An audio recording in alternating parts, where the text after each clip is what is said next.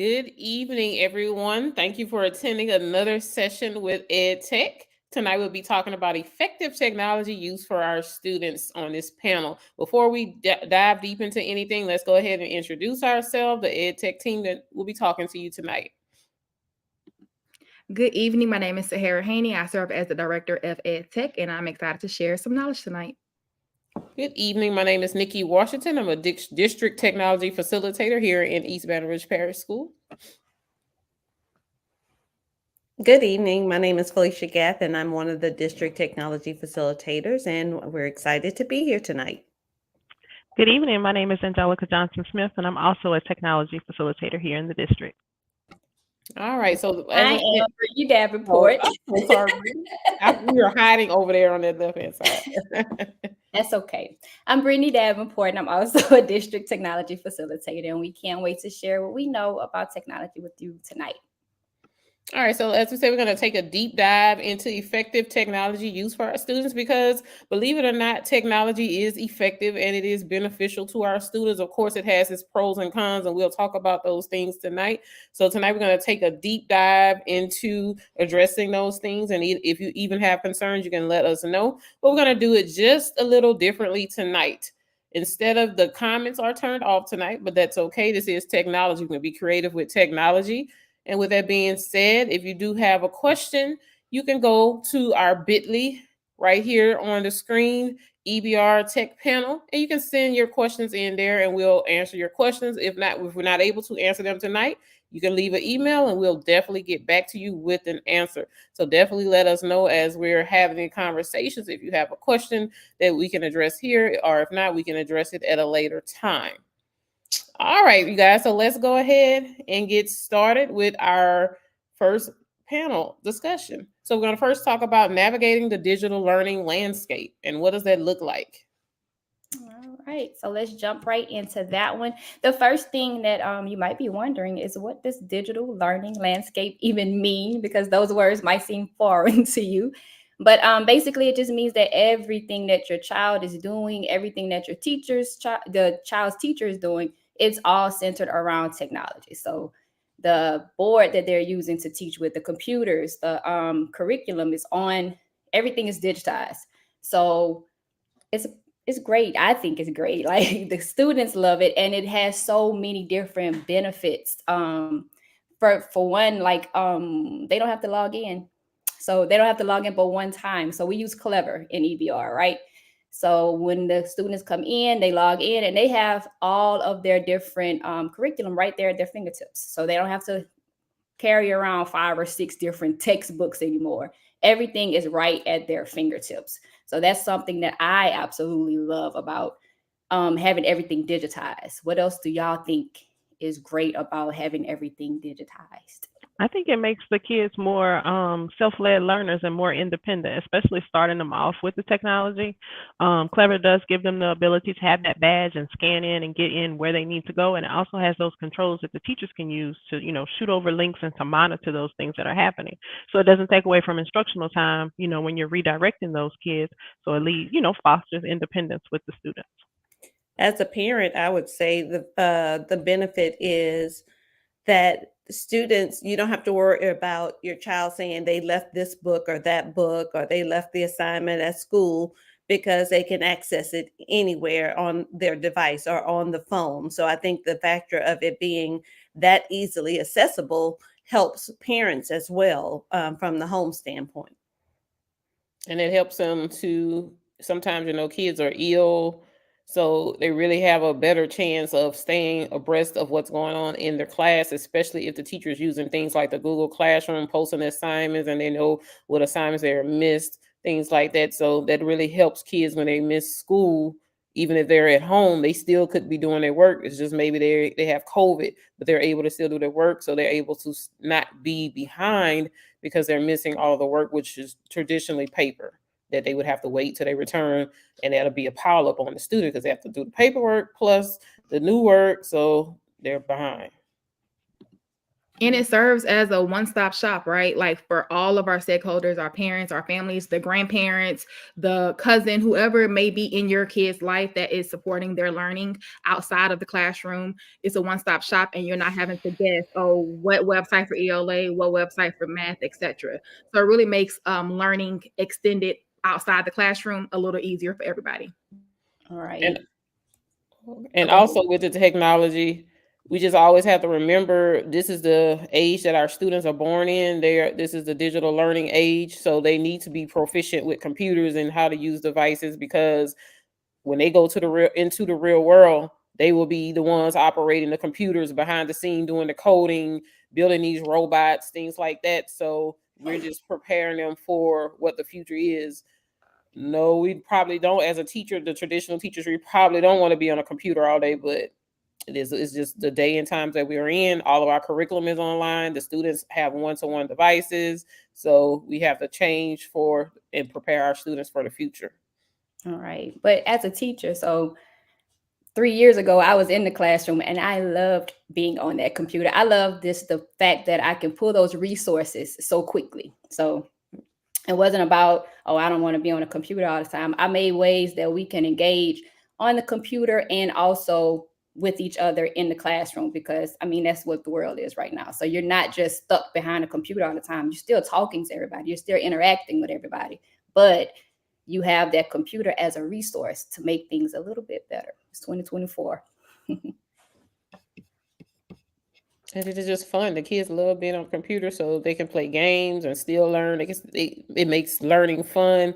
I know the kids on YouTube, I don't know if they still say it, but they used to say that school used to be boring. It was the most boring 7 to 8 hours of their lives. And when they get those teachers that are about to change and about to having fun and learning, they say that was the best hours of our lives. So it's just about how the teacher makes it. The teachers can do blended learning, but at the end of the day, most of their assessments and everything takes place online, because remember, that also helps the teacher who's overwhelmed as well. So we want everybody to streamline their workflow, including the students, and that computer helps them stay organized. They can't say the dog ate my homework ever. You can't ever use that excuse like we used to when we were in school. We can literally say the dog ate our homework. And the teacher can't say that the dog ate their assignments when they take them home to grade. It's Mhm. just grading it all on the computer now. So that's another benefit. Teachers don't have to grade all those papers. The computer, let the computer do the work. So the computer's grading the work, and now the teacher has more time to find more resources to make the children just a little bit better. And even looking at beyond K-12, right? And if they don't decide to go to college, they may want to open up their own business. But we're in education right now, we're preparing our students and our children to have jobs that are not jobs right now. There are going to be jobs that are created over the next 10, probably this year, end of this year, with AI becoming more robust in the workplace and things like that. So ensuring that we have a good blended motion in the classroom of in-person conversation, discussion, dialogue, but then you're also doing some things on the computer. It will really make sure that they are a well-rounded student and not just a robot, right? You got to make sure that it is blended, like Brittany said. I was listening to a webinar the other day, and they were saying that by the year 2025, which is next year, that the e-commerce online industry was going to be at least a $3 billion industry. So everything is going to be moving to being digital or digitized. And our students need to be prepared for that, because if they don't want to be replaced by a robot or a computer, they need to know how to operate the robot or the computer. And that's what it's going to be, Ms. Gav. They're going to really be operating those things. I'm sure when my son is of age, he'll be flying. He'll have the flying car. You have to operate those things. And then they really would have those self-driving cars that's computer based, where you have to, be kind of tech savvy, or you're not going to know what to do. So it's just something that we just can't get away from. Computers are taking over, but you can't really always say you're gonna get rid of people, because you need somebody behind the scenes to fix the robot. Like I said, when it breaks, go fix the coding and stuff like that. So that's why we're really pushing coding and things like that, because those are the things that students will need to know. Right.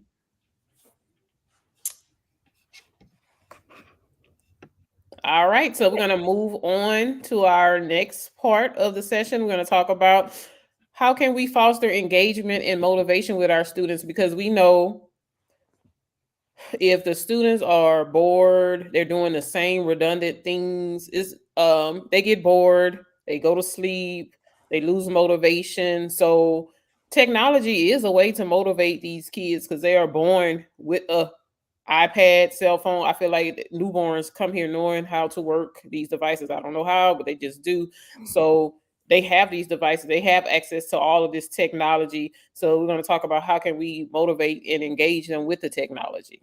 So I feel like we have already kind of covered a lot of the advantages of having technology and the usage of technology, but also it broadens the opportunities within the classroom, I feel, because now you're not limited to the paper and pencil and books and notebooks or workbooks that you have available within your classroom.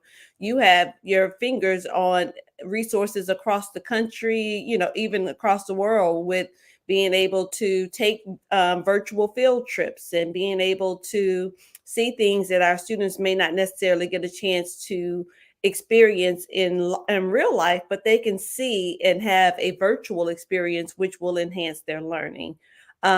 Just the factor of them being able to have more ways to communicate, to express their creativity, to be able to collaborate with each other, because now they can work on projects and they don't have to physically be in the same space, in the same room. They could be at their own homes and they're still able to collaborate with each other and have conversations. And really, I think the thing that will help students be more engaged in learning is the factor of them being able to express their creativity, because now it's not a robot format where everybody has to have the same thing. Everybody's artwork looks the exact same because we all had the same materials and things like that. So I just think that technology really increases students' opportunity to be involved in learning more so than it has been in the past. What do you all think? I was going to say what you said about it involves all of the students, because now, since we have technology, it will address all the learning styles. It would also meet those accommodations of those students that need those extra accommodations. And because they're getting that, it will increase the engagement and it will increase the motivation for them, because, you always want to be successful at what you do. And the things that we have now with technology, it gives the students immediate feedback so that they're knowing if they need to improve, if they can move on. We get it on our end as far as data. The students get it on their end, self-corrections. We have so many programs now that will do immersive reading. We have translations. We have everything for those students. And so I think that the more that they use the technology, the more that teachers see all of the offerings that technology has, that engagement will increase and the motivation will increase too. Mhm. I think one thing that really helps with the fostering engagement and motivation, I think people think because you're on a computer, you're not collaborating or communicating with each other. But honestly, it's even easier to collaborate and communicate with each other through Google Docs, through Google Slides, through Nearpod. There's Flip.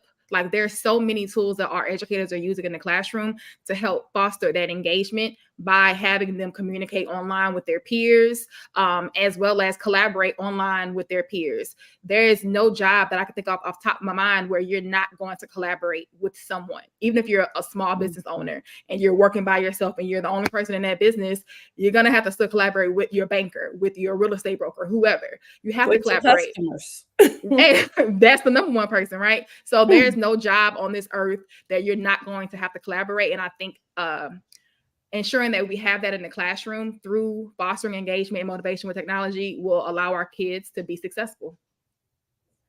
And parents can even engage their students at home with technology. For instance, if you have your chores, they can use things like Google Keep, and you can give them a checklist to complete their chores. Or as a parent, if you see your child is struggling with keeping their task in school and they're struggling, you can show them how to use Google Keep on their computer. They have access on their cell phone, which they shouldn't be on their cell phone at school, but they can definitely use it on their Chromebooks, and that can keep them organized. So there's things at home parents could do to help foster the engagement and the motivation. Because if I'm behind in school, I'm struggling with keeping up with 6 classes, then the parent and the teacher needs to work together to figure out how can we help this child stay on task and engage with the technology and motivate them to actually do well. So that's one thing I thought about. Just parents incorporating technology with the students, using things like the Google Keep for task, and then, but also at the same time tying it into keeping up with your task at school, so that it motivates you to do well, and then you can provide incentives or whatever. So parents, you can think about that as well. How can you incorporate the technology at home so that the students are familiar with it too, so that when they go into the classroom and use the technology, they are familiar with it as well. And then I'm gonna be that person. Everybody loves TikTok, right? So we can make TikTok more. You can get involved. Let the parents get involved with those students on TikTok, because with TikTok, you're building this, you're creating this content, and these content creators are making a lot of money. So content creators on TikTok, on YouTube, and all of these things, we're taking the things that they're learning in school. So they have to be able to type up those little captions and everything else that they're putting on there. And they have to know how to change these different scenes. So make it more fun, find something engaging for your students, for your children to do with you on TikTok. So make it fun, engage them some type of way, because you can't get away from it. They're going to find a way to get on it anyway. So make it more engaging and more put learning into it as well. And to add on to that, for motivation, Brittany talked about the TikToks and the Reels. There are some awesome TikToks and Reels to show students how to do concepts that they may not have understood for their teachers. They break it down in those 40, 50 seconds for a student, and the student understand those concepts. So that may be a motivation piece as well. You'll be able to use TikTok to do your homework, to understand those concepts, as long as you're able to come back and maybe create a TikTok modeling that you did learn it and you're able to explain it on your own. So TikTok and all of those different places, they're not always bad. They do have a good side. Of course, there has a good and the evil side, but they do have some educators out there doing those reels, breaking those concepts down real simple, quick, and easy, and students really pick up on those things. I was going to say the same thing about TikTok, but I was also going to include Flip. Shar, our Shar, she and her daughter have a Flip page that they use, and they communicate back and forth. She'll give her a question, and from there she engage her with the question. She may even ask her a question about a book that she's read, and then her daughter will make the video back to her, so she's checking for understanding. If she's going over a math problem and she's not sure how she's supposed to solve it, she can annotate it right on the screen and she can shoot it right back to her. So it still keeps that motivation up. And you can also do SEL check-ins, because sometimes they don't want to talk. They would rather video or write or anything like that. But just like you said with TikTok, you can do that on a Google Doc. You can do it on a slide, but you can use technology to foster that engagement. And even with the motivation part of it, when you think about it, our children spend so much time on devices all day at school, and then they come home and they're on their iPads or they're on their phones and things like that. Then you can use your screen time as motivation at home as well, because you want to make sure that they're also engaging and socializing with face-to-face conversations, because that also is a part of life. You have to be able to communicate well verbally when you're in front of someone, not just through technology. So being able to, just like Shar is doing with her daughter, being able to use technology, but don't 100% rely on the technology, still building some of those life skills with it. And at some point in time in the afternoon, just say, you know what, all devices are turned off. We're just going to talk. And then that way you still are able to reinforce some of the things that you know that they did in class, or some of the things that you have access to through the device, because everything is on an online platform. And then also, just to say one more thing, Roblox, Minecraft, I know parents probably get sick of those apps, but those are also educational apps. The students can actually go on there. So that's a motivation, because they love to be on those apps. So you can use that as motivation to build and create and design, but also earn time, like Ms. Gaff said, on those apps. So just keep that in mind.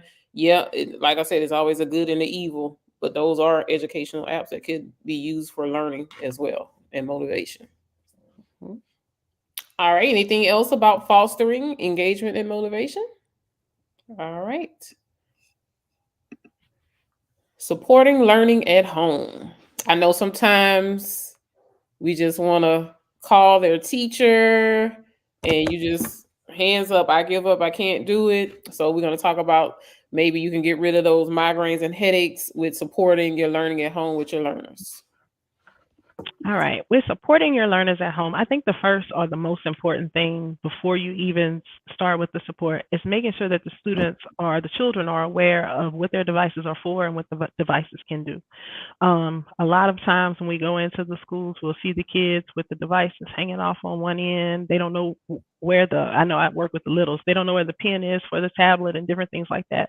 We want to stress to them the importance of actually using this the right way and having some type of ownership to what they use, because once they have that ownership to it, then they'll respect what they have.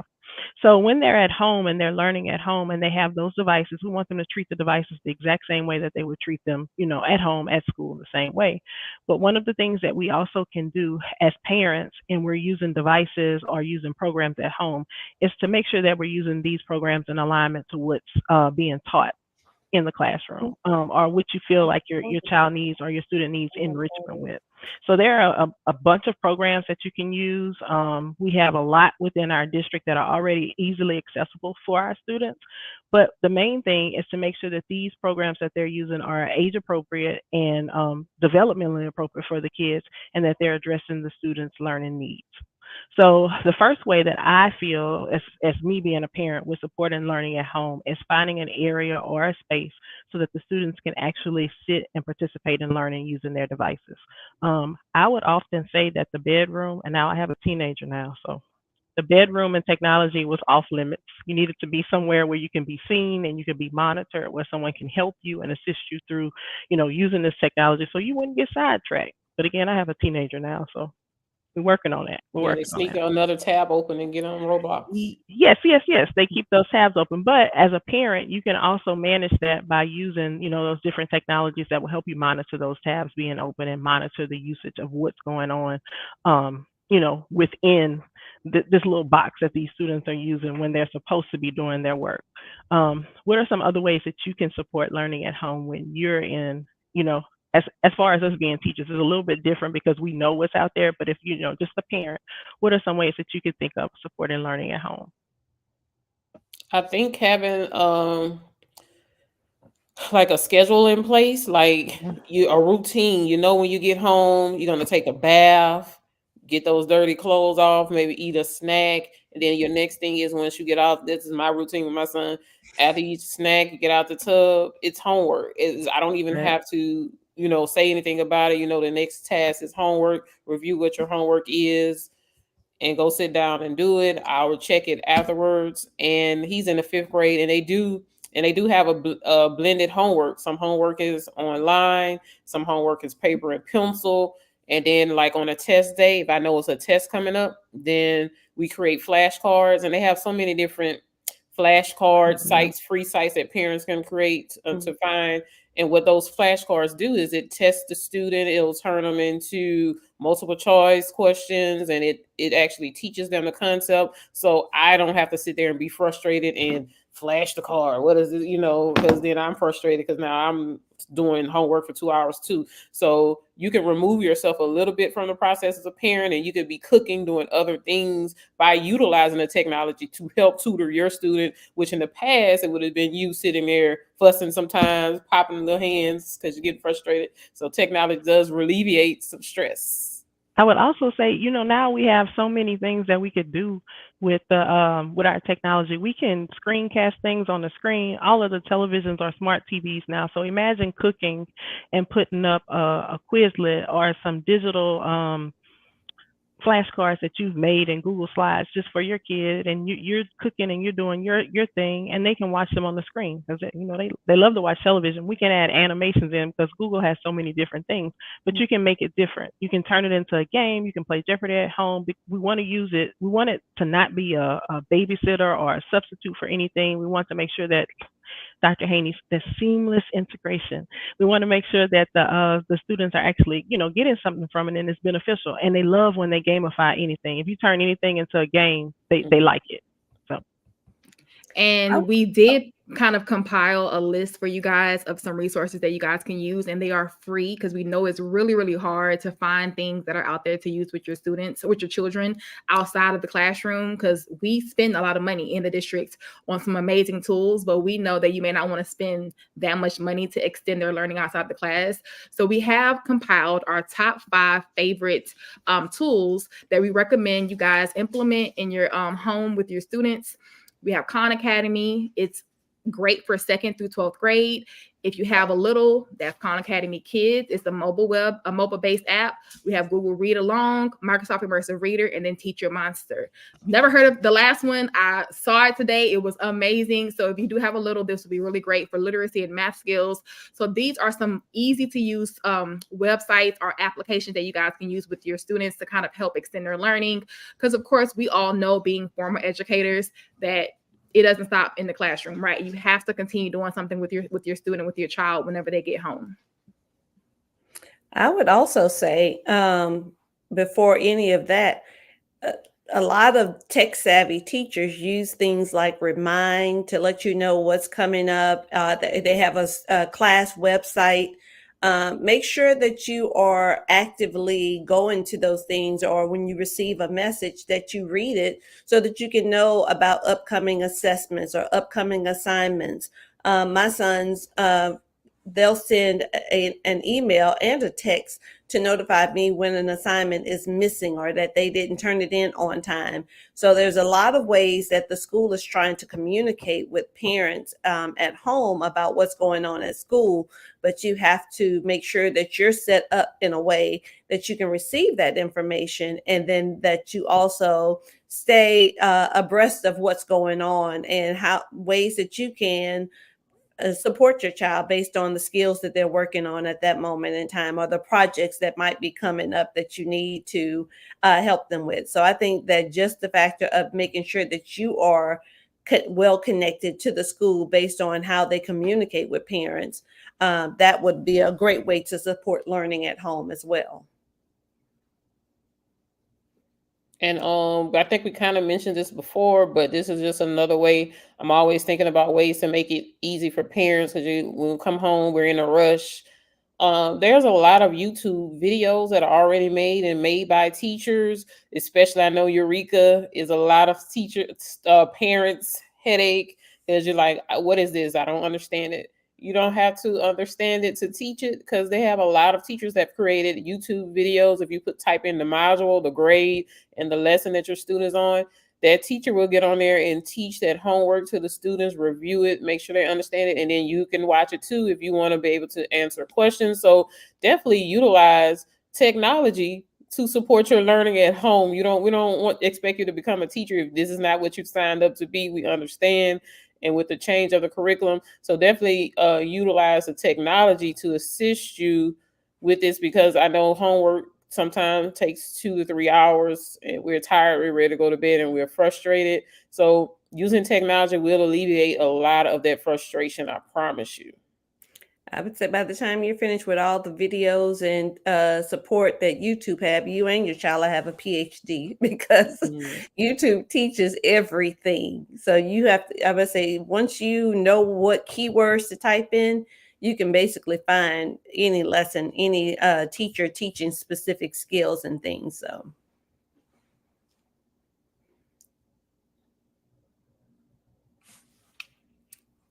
All right. We have anything else for supporting learning at home? I just wanted to say, just for those parents, just to make sure that you are in touch with your student's teacher, so that you're aware of those devices again, just making sure that they're taking care of those devices with fidelity, because they need the devices at home, and they need them at school. They need them at school to be functional so that they can learn. Oh, and also I might as well just add this. And if they do have the devices at home, as she said, make sure to take care of them, because that will become a bill of a parent if they damage those devices, depending on whether it is mostly our middle and high school students that bring home the devices, some elementary. students, but those devices are checked out to those learners and they're expected to return it in the condition they received it, or they will be billed. And of course, when the babies are ready to graduate, that is a bill that you would have to pay before they're able to graduate. So just always teach them about taking care of things, because you want that device to be available for the next learner that comes along behind them so that they're able to learn as well. All right, so now we're going to move on to our next topic. We're going to talk about digital literacy and online safety. These are some big, heavy hitters here with technology. Especially, let's start with the online safety. We can't say it enough. We have kids preschool. We have our pre-K kids here in EBR. They have tablets and devices all the way to 12th grade. So it's very important that we all play a role in this process of making sure our students are online and safe while they're online. One big thing I always see, and you see all these news shows, kids, they get so comfortable when they're online maybe playing Roblox. They're talking to these people, they're getting to know this person, they feel comfortable with this person, and then they begin to start to give out information that they shouldn't give out, like your address, your telephone number, where you're located, answering questions. Is your mom home? Is your dad home? Things like that. So it's very important that we talk to our students about being safe online. So let's talk about that first, you guys. What are some other tips that we can provide to our parents to protect all of our learners from pre-K to 12th grade and up with being safe online with these devices? I think, like Angelica said, making sure that you identify a space that your child will be in while they're using a device, especially when they're younger. Now, Angelica and I both have teenage children, and so it's kind of hard to have my 6'2" son sitting at a table on the computer. He's grown now. However, he's not too old for me to constantly remind him of things that he needs to be aware of. So I may not sit there and look over his shoulder every 5 seconds, but I am going to pop in the room, or I am going to ask a question about, well, what you looking at? What you doing? Those types of things, just periodically, just because, number one, I do want to make sure that he's being safe, not so much that I'm worried about what he's being exposed to, because he's 18 at this point. So, I mean, it's time, if he hadn't been exposed to it, he's about to be exposed to it. So I just want to make sure that he's making good choices for himself when it comes to the things that he is looking at. If it's he's at the point of he shops online as well now. So just making sure that he does his research before he purchases things from certain vendors. So just the factor of preparing him for the real world and the ways that he can be safe and be proactive as far as what's going on when you involve yourself with personal information on the online. To add on to what you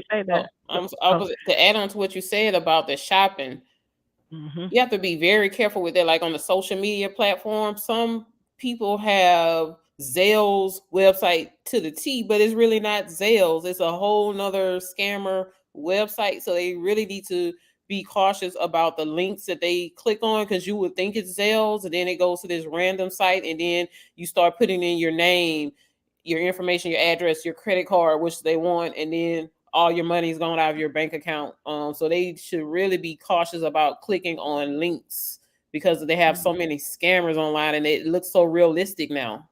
Yeah, that's what I was going to say, especially at their age when they're completing so many applications and signing up for email lists. In the dark web, they'll sell your email address. So for the teenagers, especially even 8th graders, they have email addresses now. Just being able to teach them how to identify phishing attempts before they click on anything. We had a debacle when Caleb was in like 9th grade. I was like, they're in Singapore using your Cash App card, because you clicked on one single link. So you have to make sure that that's something that you can teach those teenagers, especially with the online safety. They're beyond the age of discovery, but they're getting into an age where their identity can be stolen. Heck, you need to teach it to adults. What was it? Not too long ago, Brittany, I was bragging about, oh, Bath and Body Works have the three. 3 wood candles, and she was trying to get me to buy it too, and I I was was like, like, "Mindfully." they're $1.99. $1.99. Right. So it was Like just I like said, that, like Nikki was saying with the Zales, it looked just like Bath and Body Works, but they it might was have one been letter missing. BATHH Uh, and Body Works. So make sure you're really, so really watching what you're clicking on. Those But scammers are getting because I good. was They're trying getting to good. be generous and I was sharing information with my coworker, I was prevented from being caught up in a scam. Although I thought it was too good to be true, but still, you can get caught up just that easily trying to find a deal. Right. That's So even if with it happens to adults, uh-huh. just That's imagine even what if they happens to call your kids. phone, Oh yeah. and it's a scammer, and you say hello. I saw this on the news. You say hello. That's why I don't say hello. I just hold the phone because that's what they want to capture. And then when you do say hello and they ask you a question, it could be like an AI ask you a question. It's going to be a yes or no question. If you say yes, then the next thing they're going to do is try to get your bank account because they have captured you saying yes. So it's just so many things that we all have to be cautious of with being having access to this online stuff with our kids. So I know before technology, we just used to tell them stranger danger. So it's still stranger danger, but then we have to teach them all the things on the web to be aware of the scammers, the links, the stranger dangers online, trying to convince the kids. And we've seen before, we've seen on the news here locally how adults get online like Snapchat and things like that, and they lure teenagers to a place. And we saw the little teenage girl, she left and went with the guy. He found her address and they found the winner and all that stuff. So we really have to take the online safety very serious because some of these predators online, that this is their goal, to talk to these kids, convince them and get them to come over and get that information and do who knows what with our kids. So it's very important that as a parent we monitor, check in with the kids, check the history on their computer, see what they're looking at, pop in on them, look at it, see what they're doing, set those settings on your computer. It's not that I'm trying to be invasive. I'm just making sure I'm protecting you and guiding and teaching you along the way. All of those things are teachable moments, I think, as parents and teachers to our students when they're online. If they're doing something, I wouldn't say fuss at them or punish them. They just don't know. They have access to too much information, but we can use those as teachable moments so that they don't do it again and protect our students from being caught up in any crazy things with safety online. And today, I would say they come up with so many new ways to trick people, to scam them, to get access to their personal information. So you really have to stay abreast. Even like Nikki was just saying, with having access to so many things. Like I remember when I was younger, like half the stuff you couldn't look at on TV, you didn't have access to this. They wouldn't show it. You had to do all kinds of things in order to access some of the things that would be considered inappropriate for a child. But now it could be 10 o'clock in the morning and they'll have a cartoon on and it's showing and saying inappropriate things. So you really just have to be mindful and let them know that although it may look like it's for a child, it's not appropriate for a child. And I'm still the one that checks to see if it's age appropriate. And it could say that it's age appropriate, but they still have adults that makes it inappropriate, like on Roblox. The kids love Roblox. I'm fine with Roblox, but I now seen some things that are inappropriate. I was like, geez, but you can't shelter them from those things. Just all of these things are just teachable moments that the kids need to learn online. So it's just a thing that we'll be teaching them as they go through this thing called life, on being safe online, what some things to do and not to do online to protect them and their family so that nothing happens to them. Also, when they're online, we always tell the teachers and the students in schools, don't share your passwords with people. Protect your password because you don't want anybody to have access to your account and go do things that they shouldn't do. We've seen that with students in school. They've shared their password, and then it's a whole investigation because they're like, I didn't do that. I let such and such use my password, and then they went and did something inappropriate. But at the end of the day, I'm going to have to blame the person whose account it was under, because we always talk about protecting your privacy online and not sharing those things. And then parents, when you're creating these passwords for your students, make sure that the passwords are not easy passwords. It should be long passwords, not something simple that a hacker could hack into. Because in East Baton Rouge Parish Schools, we have some very smart, intelligent students. They can hack most of you guys' accounts. So make sure that you protect your safety and stuff online and your students' safety online. And hopefully you guys are not giving your credit cards out to your students and letting them just put them in different accounts, buying things and sharing it out, because you're going to wake up one morning and your bank account will be in the negative or a zero, because that's the goal of these hackers. They want money. They want to get your money, scam you. So that's what they're doing. So think about that as well. Anybody have anything else to add on for the safety? I just think the main thing is just to educate yourself as a parent, because you don't know what to look for. You wouldn't know what to look for if you didn't have resources or platforms like this to inform you of the things that you need to be aware of. So just make sure that you are aware of what you need to look for and things that you need to start having conversations around with your child as well. And I want to add one more thing, because I see this a lot too. A lot of our kids on social media, most of them lied about their age.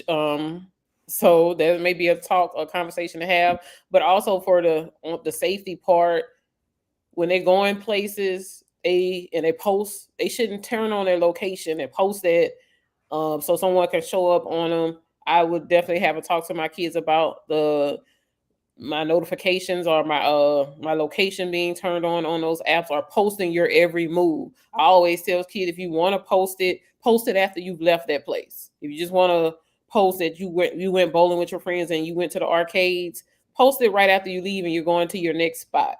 If you just want to use this, I know they use those as memory pieces, and they want to keep those memories, that's fine. But they can still do those things, but you have to move a little safer now with all of the things happening in the world. So technology, especially with the social media, everybody's on social media, that's fine, but you have to protect yourself, because you don't know who's after you, what enemies you have, unfortunately. And some people, you can go on, because we do it all the time sometimes. We go on social media and find out everything we need to know about people, and we really shouldn't be able to do that. I should know every little thing about your life on social media, right? Social media is a place to socialize, but we have to learn that some things probably don't go on social media, and we have to have those talks and those tough conversations with the students and let them know, hey, that probably wasn't the place for that conversation on social media. Guys want to add anything about social media safety? Just going back to what you said, the locations, because I know kids love Snapchat. And on Snapchat, if you click on the map, it'll show you everybody in the area who has their location on and exactly where they are. Well, So, oh yeah, I found that out. Snapchat is back. I was like, let me Yeah, turn my Snapchat is back. It's back. So if you click on that map or if you type in a neighborhood, it will show you everyone who's in that area. And I think they have like a mile radius that you can put in. Say if you want 15 miles from Shenandoah, if you want 15 miles from Glen Oaks, you can put that in and you can see everyone that's around. And then they start friending each other because, they live around here, but they don't know each other. So once they start friending and you get to see other people's locations, then it becomes a safety issue. So like you said, turning those locations off on those particular apps, not the apps that your parents use, like myself, because I love me some Life 360. Keep that one on. But the other apps that are like for social media purposes, turn those locations off completely. And also just be mindful of the content that you're sharing, because even if you're at home and you are trying to become viral, because that's the big thing now, students are putting fights on social media and they're sharing themselves doing different things. The thing about it is high school is like a blink of an eye of your life, in middle school. Once you pass that, colleges, jobs, employers, all are going to look at your social media to see what type of person you are outside of your interview personality. So you need to make sure that what you are putting out into social media is a well representation of who you are as an individual and not who you're trying to be in order to go viral or to get more likes. I'm glad you mentioned it, Ms. Gaff. In one of our sessions in the future, we'll be talking about the digital footprint and how to make sure your digital footprint is clear. And we could talk about clearing it up and how not even to have all that stuff on there. So that'll be one of our upcoming sessions. All right, anybody else want to add anything about that? All right, you guys. Let's see if we had any questions. Oh, we have a question. Let's see. Dr. Haney is on it. All right. Do you have any tech tips for how I can engage my 6th grader and my 3rd grader? Also, how could I possibly use my 6th grader as a teacher to help my 3rd grader with homework? Any use, apps, or ideas? Ooh, can I take that second part? Sure. To get that 6th grader as a teacher. So when I taught kindergarten, this was before people had channels and everything else, and YouTube was popping. I used to put my phone in a box, and the kids used to record themselves on how to solve a problem or they would explain a story, and they would give the main idea. With using technology for her 6th grader to help the 3rd grader, using a video, especially because they're on 2 different schedules. The 6th grader will get out before the 3rd grader. Just doing a quick explanation on maybe how to solve a number bond or how to complete an algebraic equation or something like that. They can use Flip. They can record it via voice. You know, we love Nearpod. All the kids have access to it, to use Nearpod. They can create something in a Google Slide, but she can use that 6th grader to explain that problem to the 3rd grader in a form of media. And that'll be fun for the 6th grader to do because they love to feel like, hey guys, it's me. I'm back with whatever. And they can make it into a quick little channel and they can share that back and forth. And the 3rd grader can go and explain how she got her answer. And, they can go back and forth with the conversation. So using just apps like Flip and TikTok, like we mentioned, and Google Slides would be perfect for them. Mm-hmm. I know one app I think it'll be great for a 6th or 3rd grader is Quizlet. That's the app that I like to use where I put in the information for flashcards. It'll flash the information to them. You put the term, the definition, or whatever it is you're working on. And then Quizlet takes that information that you put in and it gamifies it. It gives it to them in test form. It'll give them time to review it and have a couple of other features there. And those, I find it works really well, especially like for Wordly Wise. My son has to do those Wordly Wise tests. So instead of him just looking at that long list of terms and definitions, it makes it real fun because you can add images there too to make the connections with the terms and the different terms that they have there. So that's one app that you can use, and it's depending on what app you want to use. But they have Nearpod, you have all of these different games, these game platforms. Prodigy, the kids love Prodigy. I think that's still free. Kahoot, any gaming app that they have out and available, you can definitely, they like Jeopardy, things like that. So you can make that a family night game where you guys all participate, take the kids' information, put it into a Jeopardy slide, and we used to do who was smarter than a 5th grader, things like that. So you can take it and gamify it however you want to engage both of them in the learning. And it could be a mix of both of the content that both students are learning.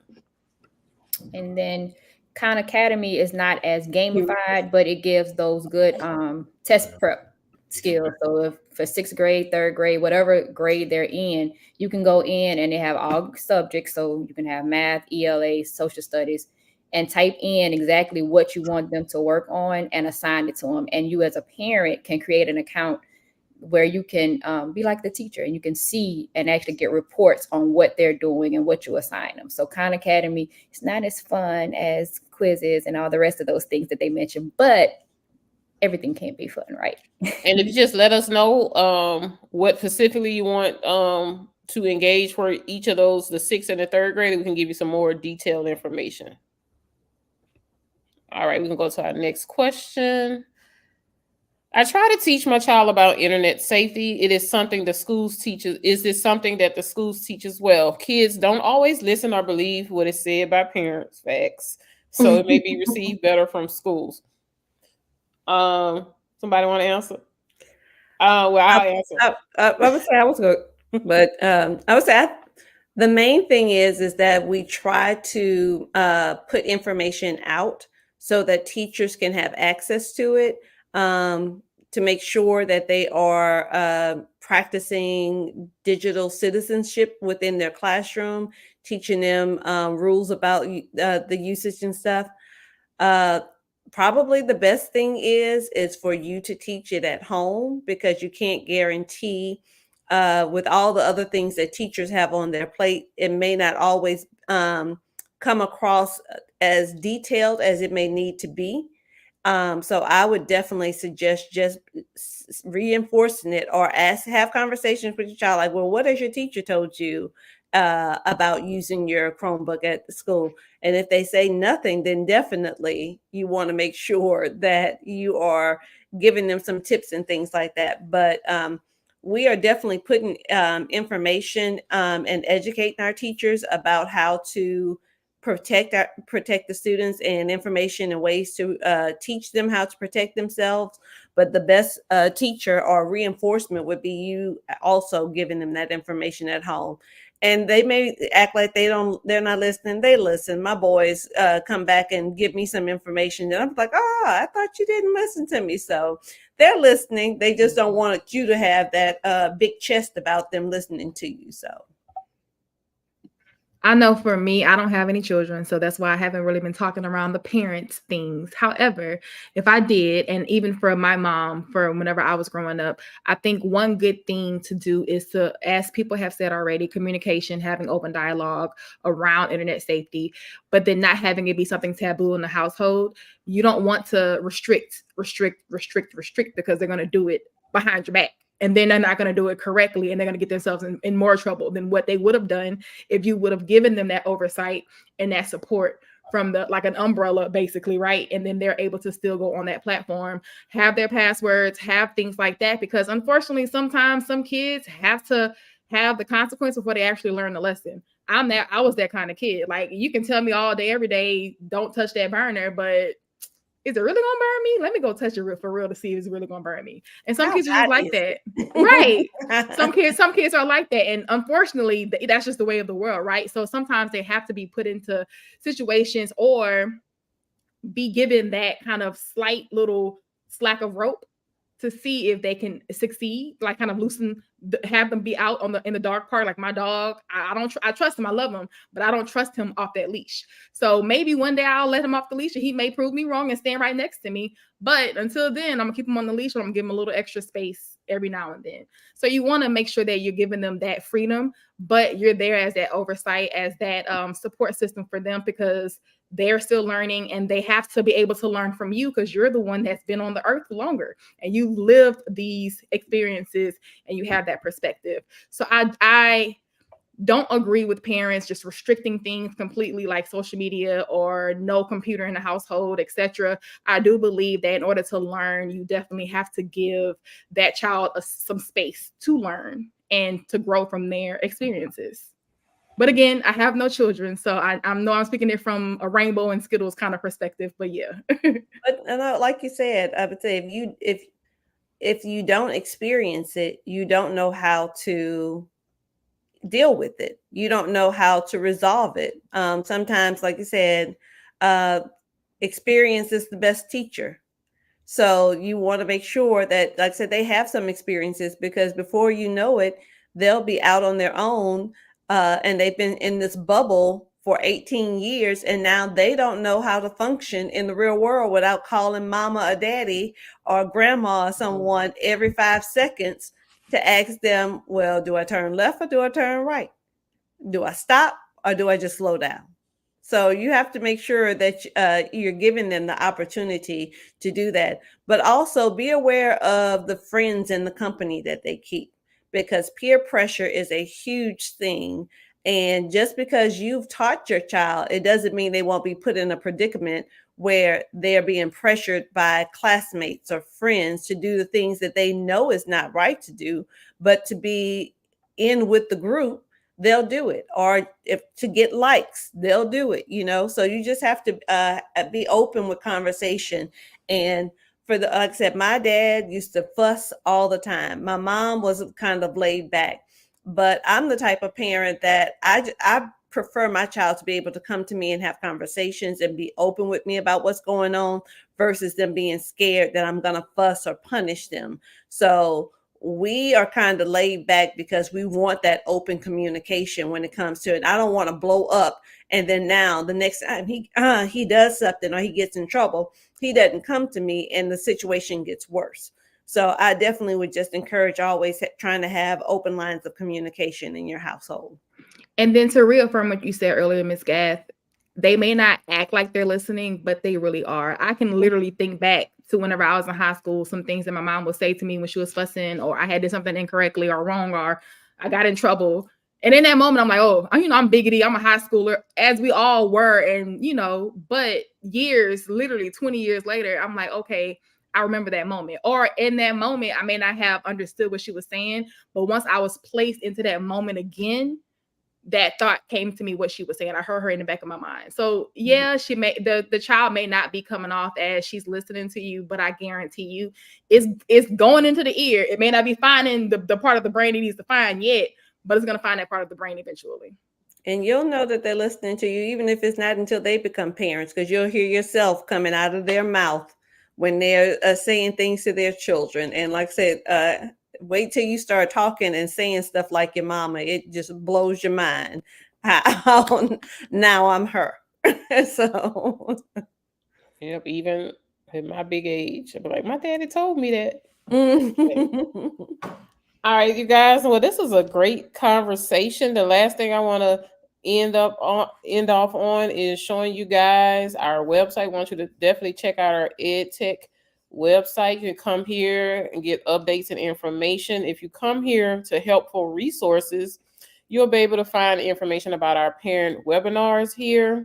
You can see we have these are the ones we are planned out for the rest of the school year, February the 20th, and we'll be sending notifications out. And these are the topics that we can discuss. You can also just check out our website for resources for parents and any information, technology documents or guiding information here that you can check out. So definitely check out our website, ebrschools.edtech.org.